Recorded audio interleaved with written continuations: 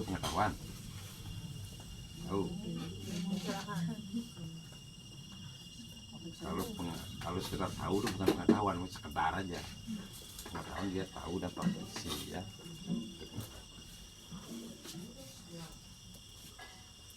Nah kebetulan kita malam ini sangat beruntung karena beliau adalah sekarang ini mudah-mudahan cepat mendapat doktor yang laut lah. Segera mulai di Universitas Sunan Kalijaga Jogja. Paman saya. Dan pamannya Mbak Ayu yang sering kesini. Mbak Ayu ini sudah seperti anak saya sendiri. Terima kasih atas semua. Oleh karena itu kebetulan saya bisa melihat beliau, oh ini memang nama beliau itu nama ininya adalah Muhammad Mahfud. Nama lahir. Arabnya. Ternyata tidak matching, bisa dibaca itu. Ternyata ada nama yang pembelian guru beliau, sebenarnya bukan gurunya yang memberikan itu. Di kandungan itu sudah itu namanya. Nah, seorang guru kan bisa melihat tuh, oh ini nama asli. Tuh, guru yang benar lah. Yang guru SD, guru SMP itu teacher namanya, bukan guru. Guru tuh gimana ya? Beda guru ya, beda mendidik, mengajar beda, guru beda lagi. Nah, ya. Nah, ya. Nanti sekarang mari kita dengarkan dengan sesama bagaimana beliau menjelaskan apa dan sebagainya. Silakan Bapak. Saya pakai Pak Gilang aja ya. Iya, Gilang ya. Iya, Gilang. Gilang Seto Sih Rekso. Nama Jawa. Nama Saya di kandungannya itu. Bagus namanya. Ya bagus lah orang. Iya. Matur nuwun minta izin Bopo mantu dan minta izin kepada semua sahabat tercinta di tanah keramat Bali. Selamat malam. Om Swastiastu. Salam budaya, salam damai, salam kebajikan, salam lestari seluruh alam raya. Assalamualaikum warahmatullahi wabarakatuh. Ya lengkap. Yang artinya sama, selamat Sukmo. Kalau di Jawa Sukmo Jiworogo, di sini Sukma Jiwa dan Raga. Kalau saya pas nanti di pesantren ya batin dari lahir. Terima kasih yang mendalam pada saya menyebut tadi beliau Bopo ya, kalau di Jawa itu mungkin Bapak, kalau di Jawa itu untuk menghormati seorang guru itu antara Bopo atau Romo, tapi kalau di Mataram Jogja itu menyebutnya Bopo kepada yang sudah sepuh, ini sepuh haji sepuh tingkatan ilmunya.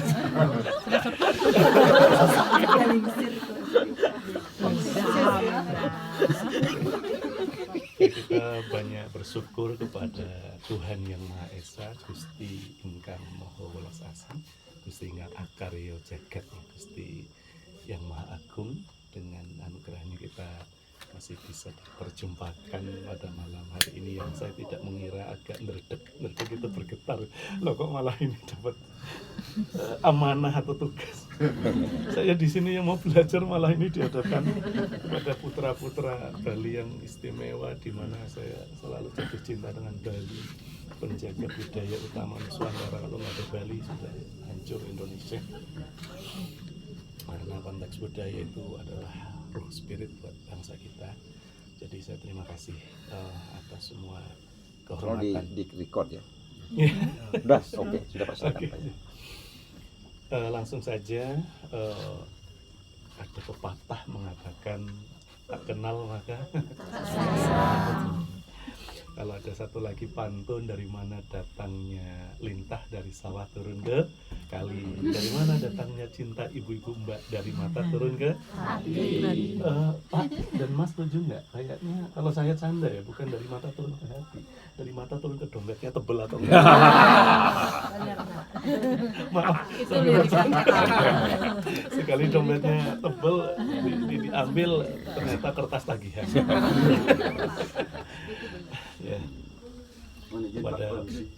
bisa nggak topinya di Oh iya, maaf malah sampai lupa. Tahu. Aduh ini lagi Pak dosennya lagi nggak mau potong rambut ya. Pengen gondrongnya kayak Bopo Mangko ini. Iya. Belum sempat. Oke, terima kasih. Perkenalkan nama, kalau tadi beliau nama saya dari lahir karena memang dibesarkan dari agama Islam. Bapak Ibu dari keluarga pesantren sehingga dikasih nama Arab Muhammad Mahfud. Tapi setelah dalam proses transformasi itu kembalinya ke spiritual Nusantara, khususnya saya Jawa, simbah-simbah atau kakek leluhur saya dari Mataram, kerajaan Mataram yang kemudian kita tahu ada Yogyakarta dan Surakarta. Tapi ketika ke atas nanti kita ketemu, karena tadi kakaknya Mbak Yu juga telepon saya bahwa saya kesini itu juga dalam rangka mencari berkah dari salah satu, bahkan sampai ke Sang Mahaprabu Brawijaya V, Raja Majapahit terakhir, yang nanti ke atasnya nyambung dengan kemudian kalau kita di Jawa Bali saya pikir sama, bahwa kita semua konteksnya harapannya adalah akan kembali ke kadewatan, alam kadewatan, kahyangan atau kelanggengan. Mungkin di sini dijelaskan juga bisa, kalau di Jawa ada istilah jagat atau bawono atau buwana ya, langgeng, ageng dan alit ya, surganya atau nirvana atau apa, kemudian jagat besar itu alam semesta seisinya, dan jagat alit atau mikrokosmosnya itu manusia kita, sukma kita. Terima kasih. Saya datang ke sini yang pertama kalau bahasa. Sebentar Pak ya. Yeah. Sakra, ya, makrosmos, mikrokosmos, Ya, jauh kan? tahu. Ya kan? Udah dapet kan? Ya. Udah. Udah. Penjelasan sakra itu.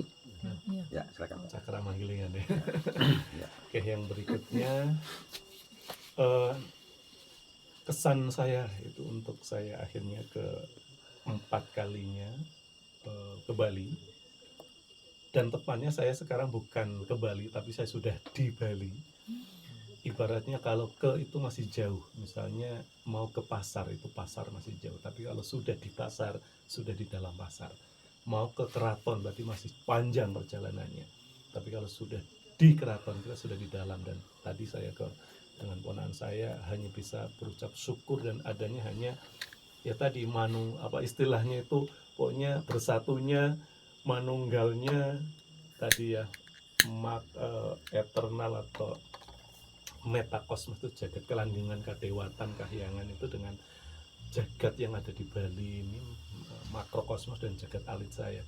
Saya tahu-tahu ketika dari Bali menuju Tabanan itu kok saya tuh di jalan tuh kayak tidak asing, sangat tidak asing, kayak pernah melalui perjalanan di sini yang mungkin kita tidak tahu. Saya dulu ruhani, roh saya atau sukma saya ketika sebelum menghidupi tubuh saya sekarang itu dulu bisa jadi juga pernah melewati atau di sini, karena kok ada kemiripan dengan di daerah saya, terutama di wilayah ada Magelang, Wonosobo, Temanggung, ada Gunung Merapi, ada Gunung Merbabu, Sindoro, Sumbing, Lawu, Slamet, yang itu semua kan keluhuran Nusantara. Yang sementara ini kadang kita lupakan budaya itu karena kita sudah kadang dalam beragama itu lebih ke dogmatis gitu ya, atau bahasa kitanya hanya pendekatannya syariat saja, padahal kita ngaji pun ada dimensi syariat, tarekat, hakikat, makrifat, substansinya. Contoh kecilnya misalnya kalau saya ngaji syariat itu hanya membahas teori tentang kopi, air, kopi, susu, itu hanya berteori. Oh ini susu, oh ini kopi, oh ini bukan, oh ini air apa gitu ya, air biasa, air teh, orang hanya memperdebatkan. Tapi kalau sampai ke intinya kadang nggak penting lagi teori, tapi langsung bertemu dengan zatnya atau bendanya. Ini kopi susu. Nah ibaratnya kita hanya bercerita tentang surga, tentang Tuhan, tapi sampai atau tidak sebenarnya kita bertemu dengan zatnya Tuhan itu. Nah kalau kita sudah ketemu dengan zat benda atau zat substansi Tuhan, itu bahasa kita itulah yang kemudian akan perilaku kita itu akan semakin lebih baik, berbudi pekerti yang mulia. Karena bicara substansi agama, bahwa itu tidak ada yang membicarakan secara fisik, tapi perubahan yang namanya non fisik, yaitu perubahan budi pekerti yang mulia. Dan Pak, kebetulan Pak, ya. nggih. Paham kalian? Paham itu? Iya. Benar? Belum. Bentar, Contohnya Pak. Saya jelaskan ya. Selama dulu ya kalian itu kopi, gula dicampur ini, bentuknya ini, cuman itu aja kalian. Belum minum kopi, oh ini kopi. analoginya. Saya mengajak kalian ke sana. Energi kan, rasakan ini. Kan sebelum saya tanya kalian, gimana saya bilang, itu maksudnya kopi itu, bukan nyampur kopi. Ini betul sih, ini konteksnya hampir, bukan hampir ya, sudah sama. Dari makrokosmos mikrokosmos, Iya. ya kan? Sekarang saya mengajarkan sekalian tuh energi itu teori ini. Pernahkah kalian merasakan? Saya mengajak kalian tuh rasakan ini loh dan praktekkan ini, efeknya ini, hasilnya seperti ini, rasanya seperti ini, itu maksudnya Bapak. Minum kopi rasanya geng, nah itu kopi. Bukan berteori ini kopi ada di sini asalnya, ini sini gula dari tebu sini. Itu maksudnya kenapa kalian tuh saya ajak berusaha payah mencari lam itu.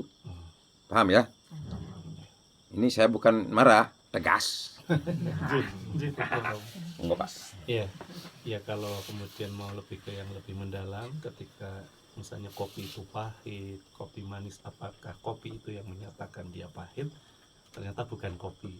Apakah lidah kita atau mulut kita? Ternyata bukan. Itu semua tidak bisa kita rasakan tanpa ketika tidak ditiupkan oleh Tuhan Yang Maha Esa, Gusti Ingat Akar Jagat atau Tuhan Yang Maha Agung, tidak ditiupkan sukma ke dalam dada kita. Bahasa Indonesianya roh itu. Nah, Ya. Sul matching kan? Nah, biar kalian mengerti beliau itu siapa. Baru pakaian merah begini, enggak pakai putih, enggak spiritual ya, tinggi loh. Dan tidak Jangan, kebetulan iya. juga bahwa saya baru disadarkan dari 2 hari, bahkan saya sampai lupa tanggal merah hari ini itu hari kelahiran Pancasila, 01 Juni. Dan saya diingatkan oleh mahasiswa, ini hari libur Pak, pas saya ada acara di Hotel Aston Kuta, dan saya nggak tahu kok pasti pakai baju ini. Tidak ada planning, rencana, nggak ada. Barang setelah diingatkan, betapa saya sendiri itu melupakan Pancasila. Padahal saya sudah memakai simbol Pancasila. Ini tamparan keras buat saya gitu loh. Saya diingatkan oleh mahasiswa. Maaf Pak ya, Jadi, saat Bapak ini menjelaskan, saya potong. Kan saya lihat orangnya mulai bingung, saya potong, saya jelaskan Iya, boleh. lagi. Biar dia nyambung. Ya. Oke Pak, silakan Pak. Oke, terima kasih. Ya, terus yang berikutnya, saya juga kebetulan menjadi dosen tadi di Universitas Islam Negeri Sunan Kalijaga Yogyakarta. Dan sebelum puasa kemarin itu kami itu berkunjung ke Udayana University, Universitas Udayana untuk MOU, dan kita melalui Buleleng ya, kita ke Pantai Lovina snorkeling. Tapi sebelumnya ingin sedikit bercerita. Saya punya buku Jawa kuno yang menceritakan salah satu pusat energi di Bali. Salah satunya itu di Nusa Penida, yang disebut misalnya kalau di Jawa ada yang disebut para Dangyang, Sangyang, itu ada semua di buku. Nah, ketika saya snorkeling 2018 sama teman-teman, pas masuk di kedalaman ya 3-4 meter, saya merasakan something. Frekuensi, vibrasi, energi, atau kalau bahasa lainnya keramatnya. Sampai saya itu bergetar itu karena ada limpahan energi berkah. Ini tidak ada kaitannya dengan angker, mistik, klinik, apalagi bid'ah, salah, kafir, enggak ada. Itu bicara semua energi. Roh tadi istilah di Bali apa? Soul, jiwa. Nah, itu ya, itu saya merasakan semua. Dan kemudian di Lovina pun ketika kita siang berangkatnya itu dibilangin sama si belinya kalau mudah-mudahan beruntung ya melihat lumba-lumba. Tapi saya bilang, wahai kepada para sanghyang yang menguasai Pulau Bali yang sangat istimewa sempurna, kalau diizinkan saya dan Romo untuk melihat para lumba-lumba yang kau pelihara. Sampai di sana bisa dibilang 40-50 hadir semuanya.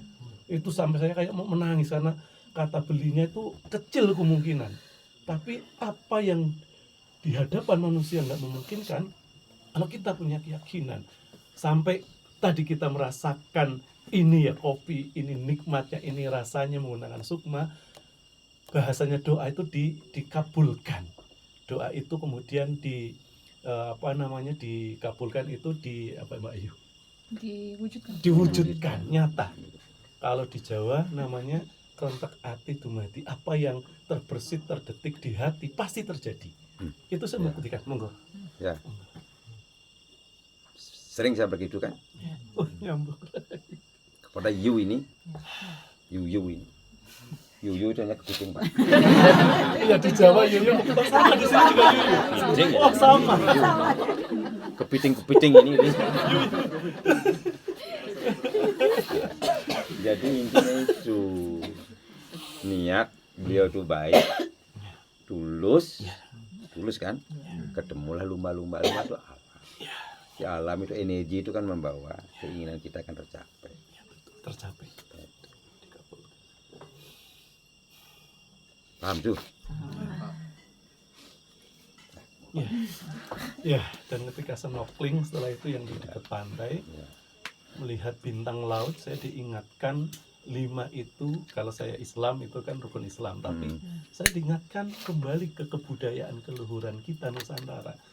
Bintang laut 5 itu mengingatkan saya, yang pertama itu adalah Pandawa 5. Dari mulai Puntadewa itu Yudhistira, ada Brontoseno oleh Jawa ya, atau Werkudara ya kalau namanya Bima, ada kisah wayang Bima Suci ketemu Dewa Ruci, ada Arjuna, kemudian ada Nakula Sadewa. Itu saya ingat tokoh keluhuran Nusantara yang dulu beliaulah yang membangun Nusantara dari zaman mungkin setidaknya era Mahabharata atau Bharatayuda itu sekitar mungkin 5.000 tahun yang lalu. Sebelumnya ada Ramayana dan Sinta, 7.000 di dalam ilmu atau teori peradaban, karena saya mengaku juga mengajari itu di kampus.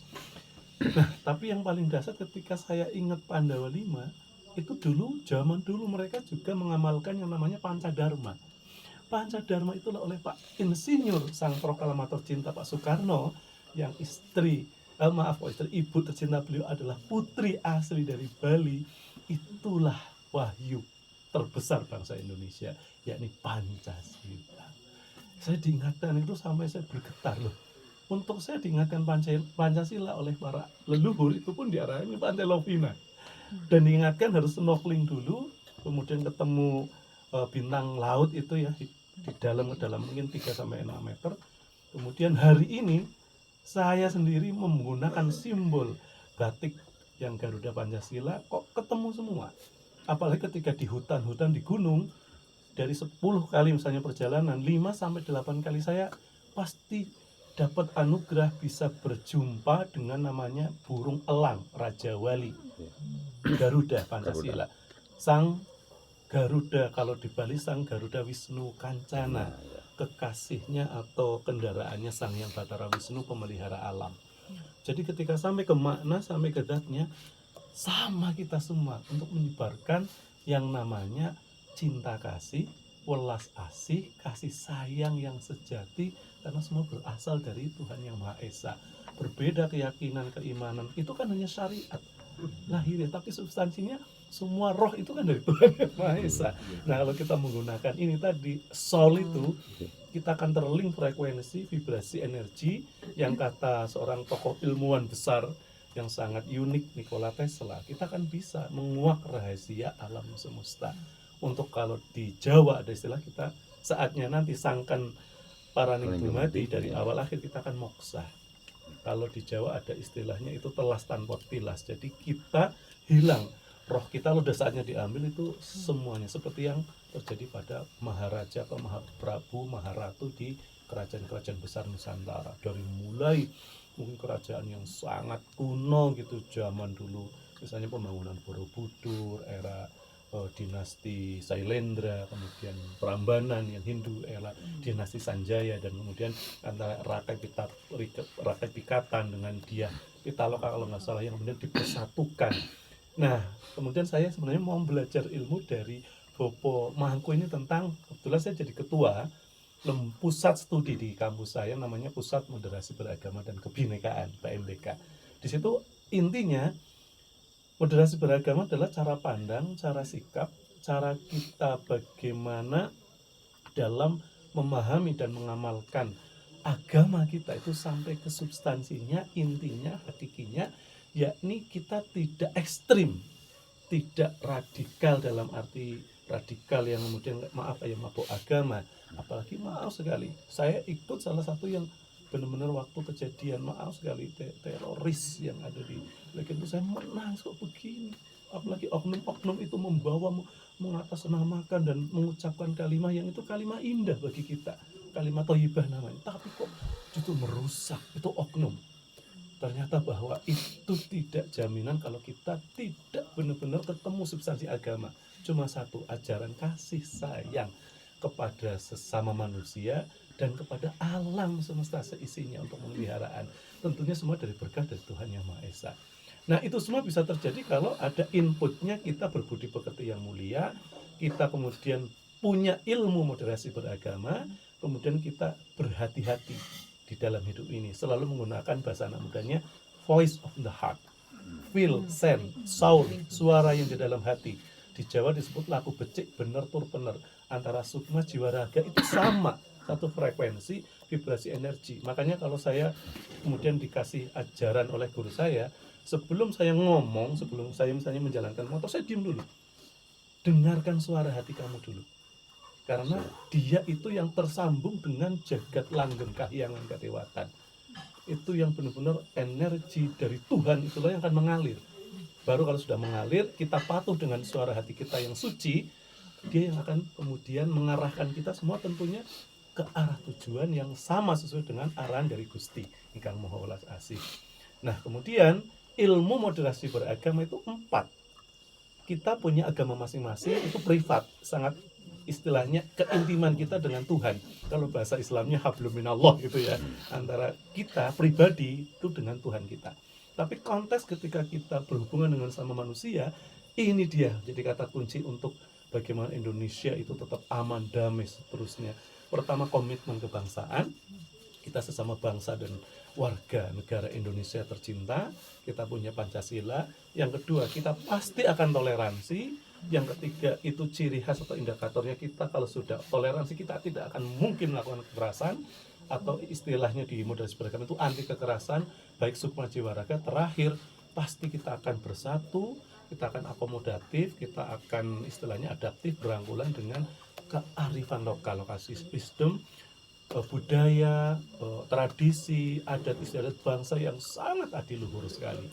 Sehingga kalau proses ini benar-benar kita praktekkan, output atau outcomes-nya inilah yang disebut Nusantara itu damai, harmoni, rukun, sentosa, berdasarkan Pancasila dari sila ketuhanan yang Maha Esa.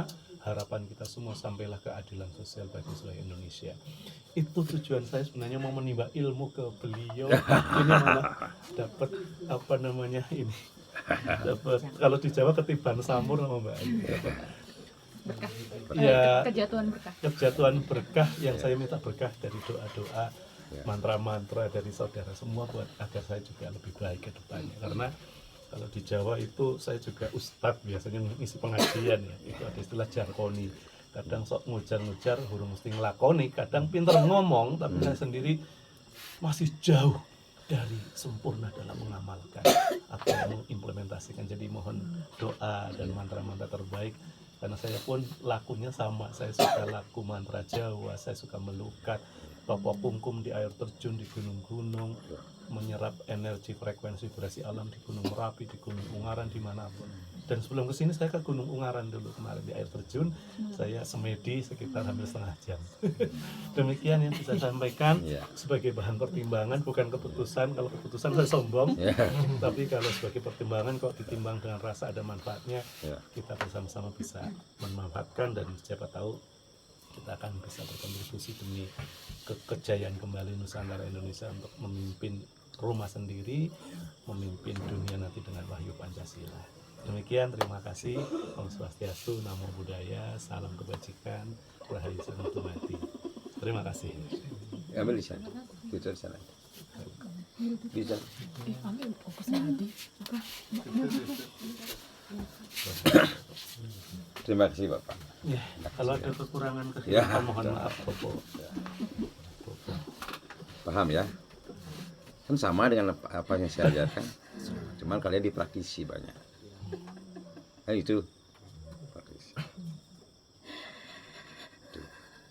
Kita perlu wejangan-wejangan yang dengan tutur kata yang tertata.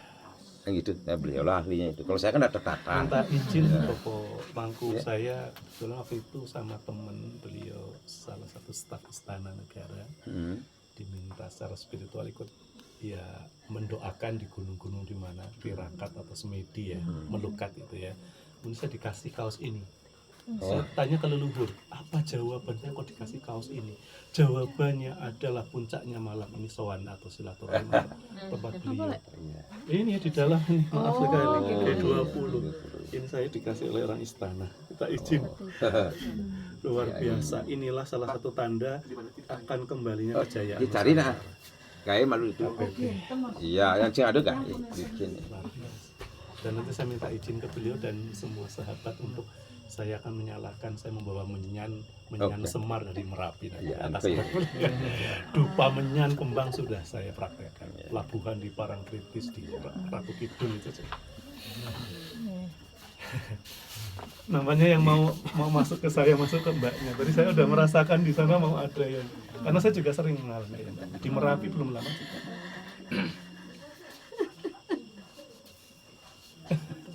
Rokoknya Mbak, mari Mbak, biar sama-sama dapat berkah.